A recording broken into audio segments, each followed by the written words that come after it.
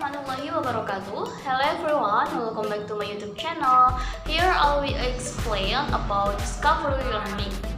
Discovery learning is a type of learning where learners construct their own knowledge by experimenting with a dominant and inferring rules from the results of this experiment. The basic idea of this kind of learning is that because learners can design their own experiment in the domain and infer the result of the domain themselves, they are actually constructing their knowledge. Because of this constructive active, it is assumed they will understand the domain at a higher level than when the necessary information is just presented by a teacher or an expository learning environment.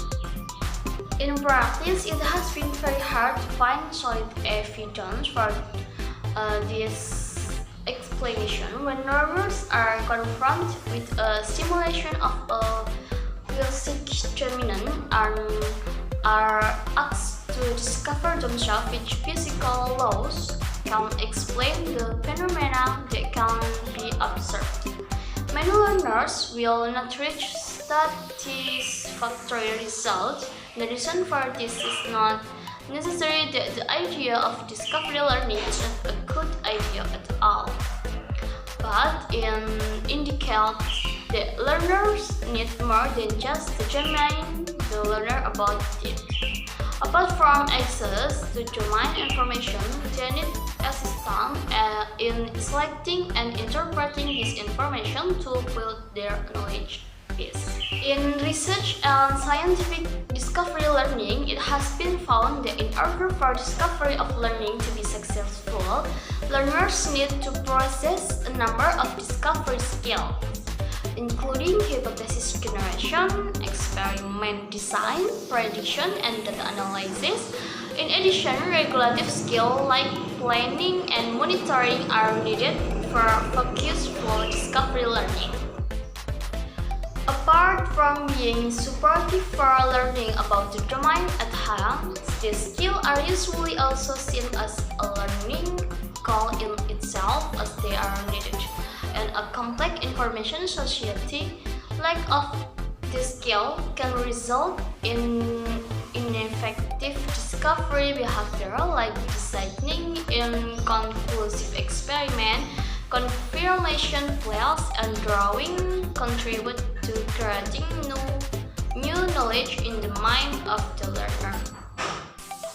In order to improve the effect of discovery learning and to find beneficial effect of the basic principle of knowledge construction, one can try to support this discovery learning process. However, as mentioned above, supporting discovery is not trivial, as the very nature of discovery requires that the learner has sufficient freedom to select and interpret information, meaning the only kind of support that limit this freedom.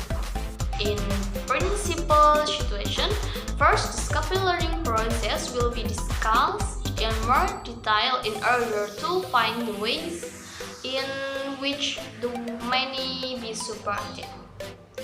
This model of discovery can then form the basic of supportive measures like the cognitive tools introduced in the following section. The model of discovery learning. Model of discovery learning go back to the work of Newell and Simon. In this view, the two problem space reflect a space of rules or theses that are possible description of the domain, and an instance or experiment space, which tests with statement the data that can be collected in the domain. The two search in this space are related. Hypothesis can direct the search in experiment space, and result of experiment can influence the search for new hypothesis. One start with certain hypothesis and use experiments method to find confirming or rejecting evidence for this hypothesis.